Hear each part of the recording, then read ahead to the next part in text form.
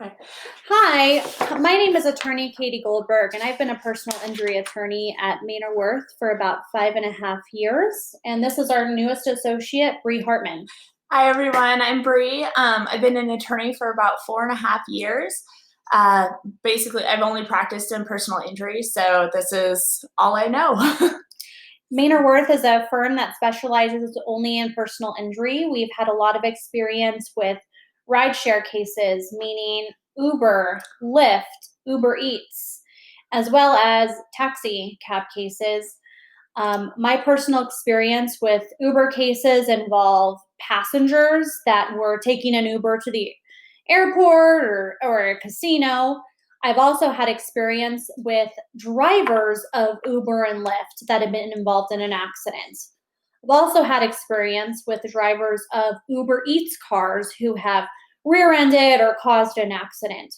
So, today we're going to be talking about the dangers of riding in rideshare and how to best protect yourself and why to get an attorney if you're involved in an accident in an Uber, Lyft, or a taxi cab today. All right. So I guess one of the first things that we're going to talk about, just to get a little bit of foundation here, is sort of uh, the understanding of how insurance works.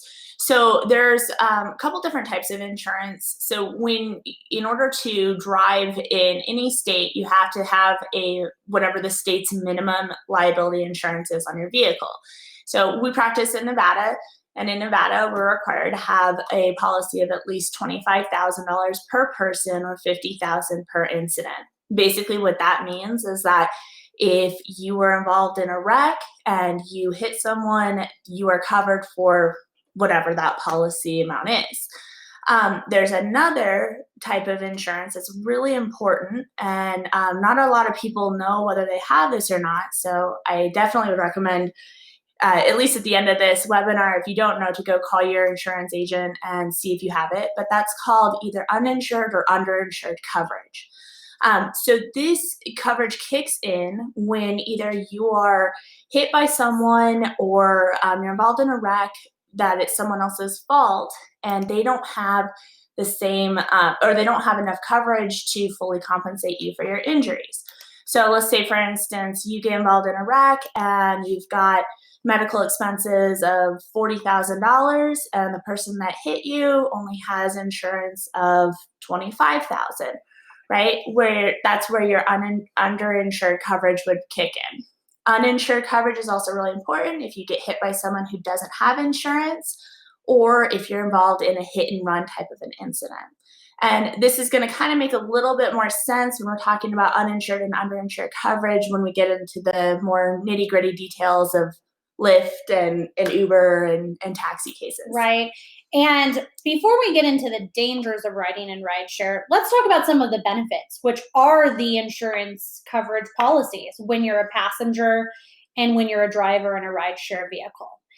In Nevada, the legislator really enacted a law to protect passengers when they take a risk of riding in an Uber. The Nevada legislator also enacted a law to protect drivers of rideshare to make this more accessible. So when you're a passenger in an Uber, say you get on the app, you say, yes, I want to get in a ride, and you get in that car. If someone else rear ends the Uber or the Lyft that you're in and you're injured, you have coverage of $1.5 million of that underinsured coverage automatically. So that's a really good protection for you when you take a rideshare. Now, if your driver, say you're a passenger in a Lyft, and I've had this case, and your driver runs a red light, you can actually sue the rideshare driver for a policy of $1 million, and that's great. So just know that there is insurance available, and you are protected when you take a rideshare. But always get an attorney involved because you don't want the insurance companies of rideshares playing games with you. And we specialize in rideshare cases at the firm, And so when you get into an accident, and that's where we'll start off with today, what we're going to talk about is what happens when you get in an accident in a rideshare case. What should you do? Why you should contact an attorney, and a few of our success stories. We're also going to compare that to when you take a taxi. What are the benefits of a taxi versus a rideshare? So we're first going to get into the background for drivers that participate in Lyft and Uber. When Uber and Lyft started, there really wasn't much background checks, which is dangerous. And now when you get on the app, you can actually share with your friends where you're going. And Uber and Lyft have really upped their requirements to be a driver. Now, is it perfect? No, but it's better than it was. We did some research on claims of sexual assault in Uber and Lyft, because I know that that's a concern for a lot of friends of ours, young females taking these. It does happen, but not as often as you would think. If that happens to you, immediately contact the police, file a police report, and also contact Uber and Lyft accordingly. Also, some more information on background checks of Uber and Lyft drivers is they have to have their vehicle inspected. Uber and Lyft do background checks on drivers that apply. So just know that a background check is going on. How detailed it is, you don't really know. I mean, you don't know if your driver has been intoxicated or taken marijuana before the drive, any of those kind of details. If you find yourself in that kind of a situation, immediately get out of the car, cancel the ride, and report it to the rideshare app. But just know you are protected by insurance the second you get into that rideshare. As for taxi cabs, Bree has had a lot of cases involving passengers in taxi cabs, so she could speak to that a little bit more, but they do more background checks. They do. One of the differences with taxi cabs versus the Lyft drivers is that, yeah, they do go through a more significant background check. Again, it's not perfect. Incidents still occur. They also go through, and it really just depends on the type of, or the specific taxi cab company that you're dealing with. But there's different training that goes through. There's different supervision that goes through, because the taxi cab is a business. And so they are going to have different documentation than you would see with a Lyft or an Uber driver. Sure. And I'm going to share a story. All of my cases with ride shares, all the settlements are confidential. So I can't get into too many details. But I will tell you a success story. And this just is an example as to why you should hire our firm when you're involved in a rideshare accident. It involves a case where my client was a passenger in a rideshare, and I don't want to specify which kind. And he was involved here in Las Vegas in a hit and run accident on the freeway. Unfortunately, the driver that caused this accident fled the scene.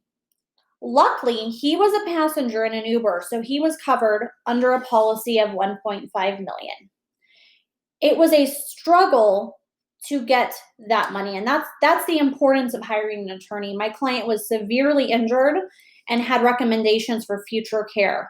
After much negotiations and having to file a lawsuit, the case finally resolved and my client was fairly compensated. But this is why you need to contact an attorney immediately. There were some issues with this case in that he wasn't listed on the police report. So always make sure if you're involved in an accident, the first step, make sure you're okay. Don't feel pressure to get out of the car if you're injured. Make sure to contact the police immediately. Don't get talked into not contacting the police. And third, make sure you give a statement to the police to give that all information. My client didn't do that. However, we were still able to help them. Another important thing to do when you're involved in an accident with a rideshare company is contact that rideshare company and screenshot your correspondence with them and immediately email it to an attorney. That's proof that he was a passenger in the vehicle, and that really helped the case. So make sure that you do that and immediately contact an attorney so you can we can send letters of representation to Lyft or Uber or any other rideshare that you're in, and get started and help you out and get you medical treatment and make sure that you're properly represented. Because they will try to push you around. And Bree could speak to that with taxi cabs as well, as to what to do when you're injured in a taxi.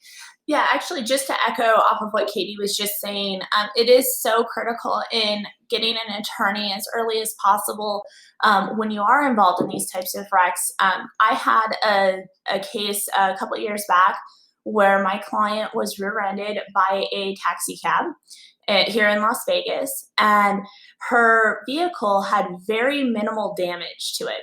And in all honesty, had she not gotten an attorney, she likely would have either been denied the claim or would have been given very minimal compensation for what her injuries actually were. Because she hired an attorney and we were able to send off letters of representation requiring the taxi cab company to preserve their dash cam footage, we were able to actually get that footage, which showed, even though there wasn't a whole lot of visible property damage, the impact itself was very significant. And you could actually see my client's body being thrown in the vehicle when the collision occurred. You would not get that if you didn't have an attorney, though. So, and her case actually ended up settling for a very, very large settlement for, considering all of the facts of the case. That's great. And that actually brings up another point for our Lyft and Uber drivers, Uber Eats drivers, Postmates. Get dash cams in your car, because that really helps document the accident and what happens to your body when you're involved in an accident. That's a great practical tip if you're actually involved in driving these. Now, let's take a poll to make this a little bit interactive. How many of everyone on the webinar is a rideshare driver? So if an Uber, Lyft, Postmates, Uber Eats, and let's take 30 seconds for this poll so we know who to direct some of these topics to. We want to make it as interactive as possible.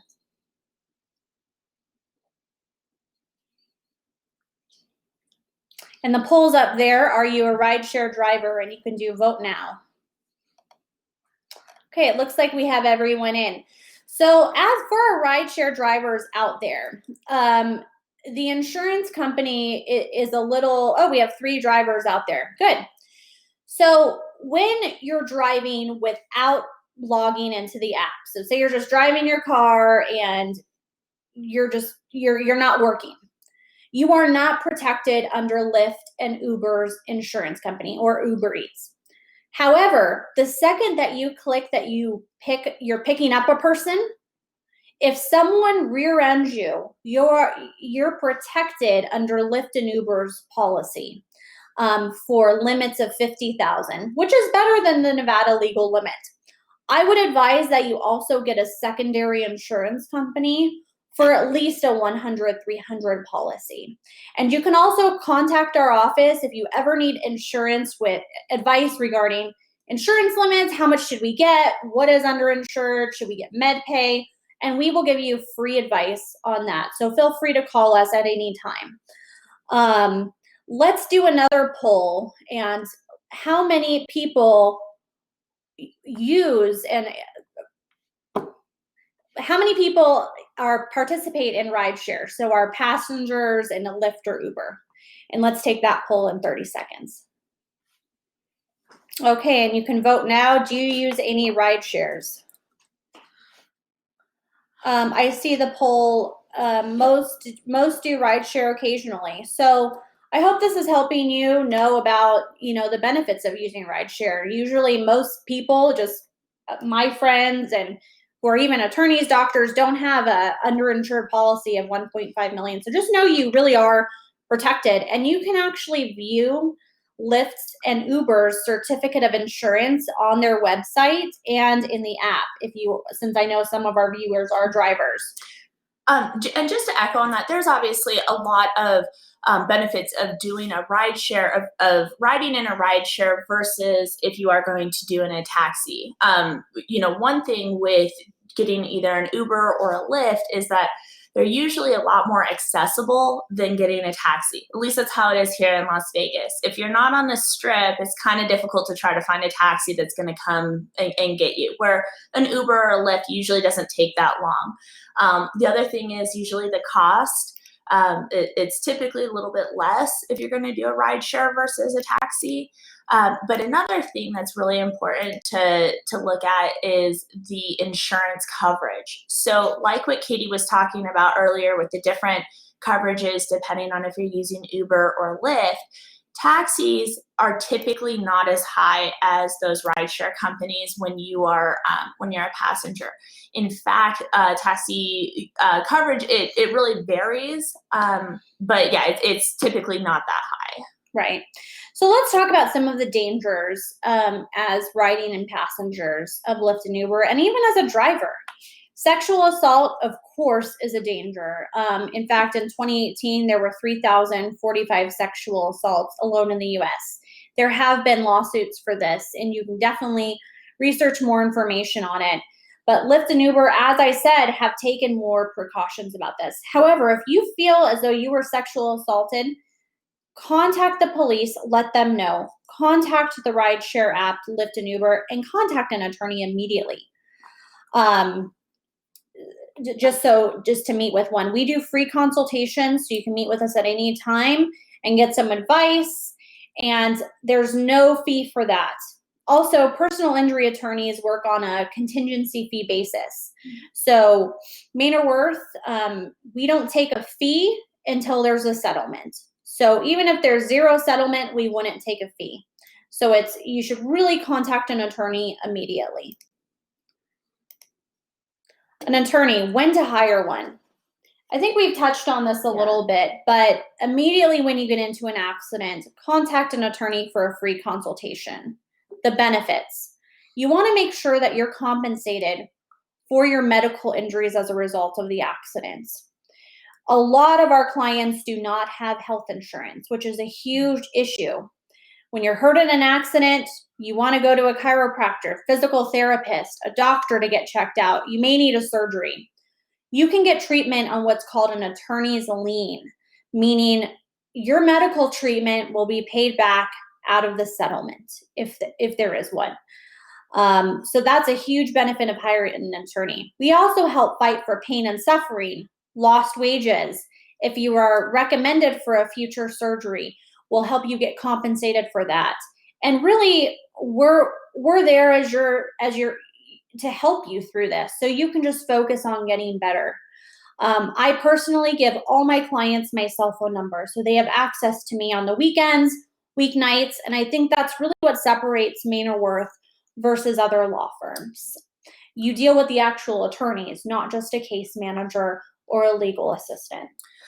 And also, just to echo that, why it's important to get an attorney early on as opposed to trying to negotiate your case with an insurance adjuster on your own, is that most people don't know how injured or the extent of their injuries are at the very beginning of the case, right? So, when a wreck happens and an insurance adjuster is calling you and they're offering you some money, it may seem like it's a lot of money at that time, but if your injuries are more severe and you're going to need further treatment down the road, it may not end up being really anything. So, it's really important to talk to an attorney and to get the medical care started. I completely agree. And for our Uber, Lyft drivers out there, Uber Eats drivers out there, Postmates, Amazon Prime, feel free to always contact our firm if you have any questions about, hey, what's my insurance coverage? Or what do I do if I get into an accident? Can you give me some more details?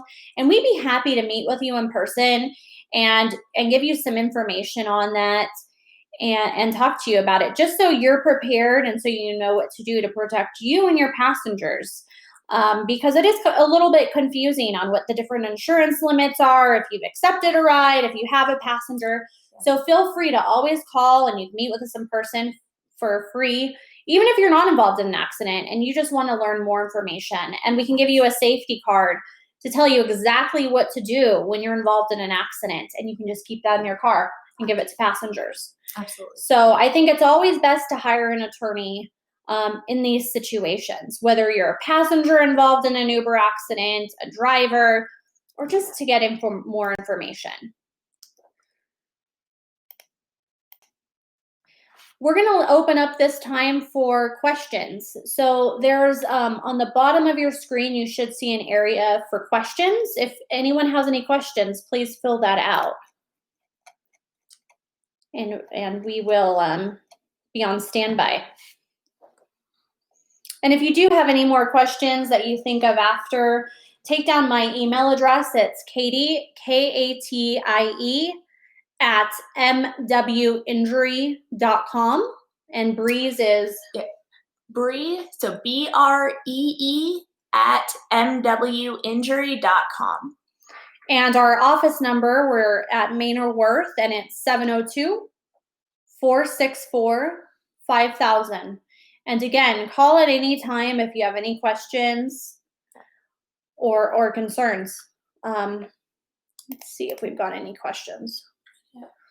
What to do if I got in the accident, but the driver of the rideshare refuses to call the police? I've actually had this issue on a case, and my client's rideshare driver ran red light and refused to call the police, and she didn't. She just felt it. You have the right to call the police and say, listen, I'm going to stay at the scene. Mm-hmm.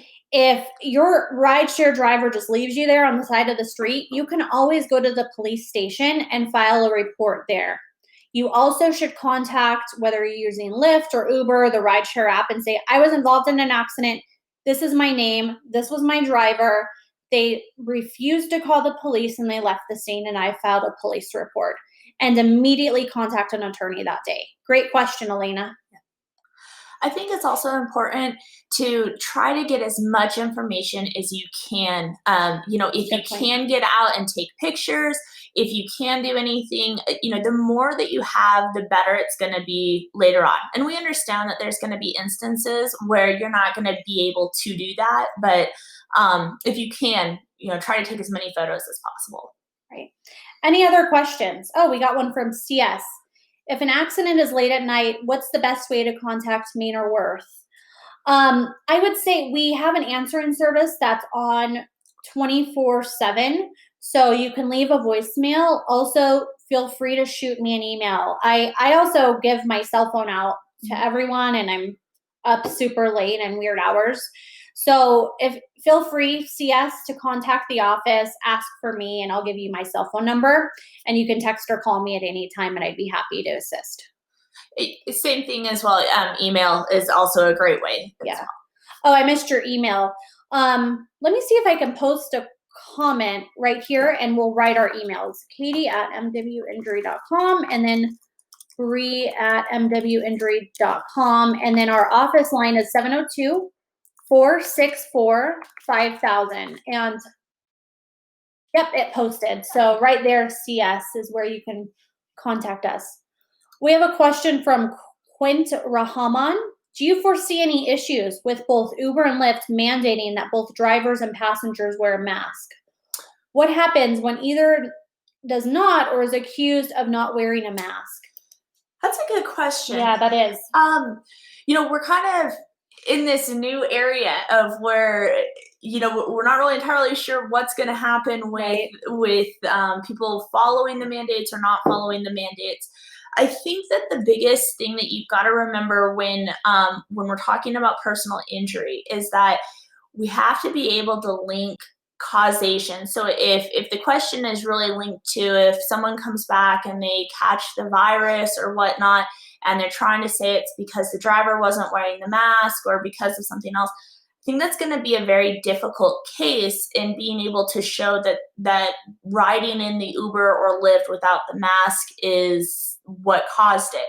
but I think that the bottom line is that if you've got a mandate or a rule from Uber or Lyft and you're a driver, you want to follow that to a T. Because what's going to end up happening is if something happens, an attorney, the first thing they're going to look at, was the driver following the policies and procedures that were mandated? And if they weren't, that's, I think, going to become one of the issues.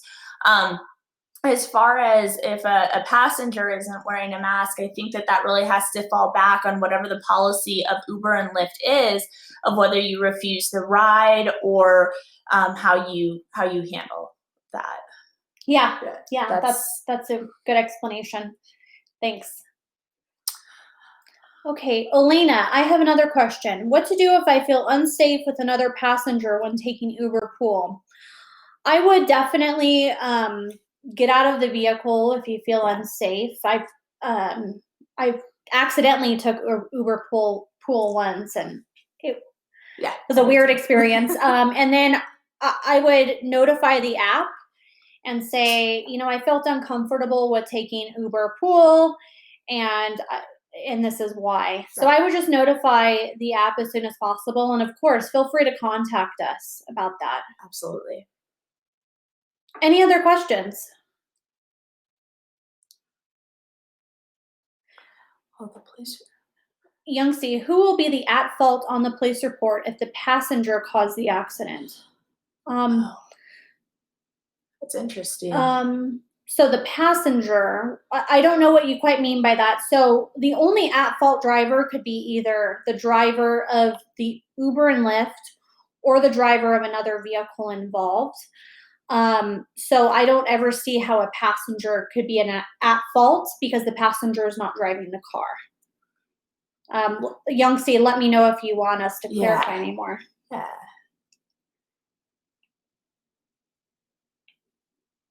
Any other questions? And we appreciate you all joining us today. Those were great questions, Those were by great the way. questions. Yeah. Oh. Would it? Yeah, in any way.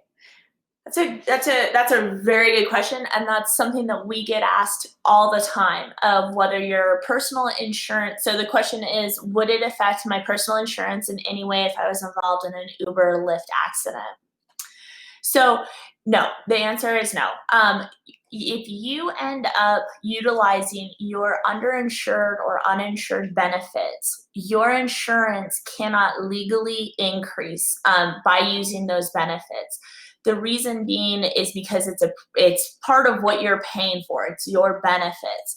Now, it doesn't mean that rates can't go up because of other things like market increase or something else. But if you're claiming on your own personal uninsured or underinsured coverage because the other limits were not sufficient, then no, they can't go up for that. Great question, Elena. Yeah, that's a great question. Thanks. Any other questions? Okay, well, this has been really enjoyable, and I hope that you all learned a lot, and feel free to contact us if you have any other questions in the future. And this will also be on our website. So if you ever want to go back to it and have a refresher, feel free to look at mainorwirth.com. Oh, thanks everyone. Yeah, You're welcome. You guys are great. You're welcome. Yeah, this was really fun for us. So if you have any other questions or concerns, feel free to call us. We're happy to talk to people, and we are working during COVID. We have all normal hours, so feel free to reach out at any time. Any other questions? We're going to sign off. All right. Be safe out there, guys. Thank you. Thanks. Bye.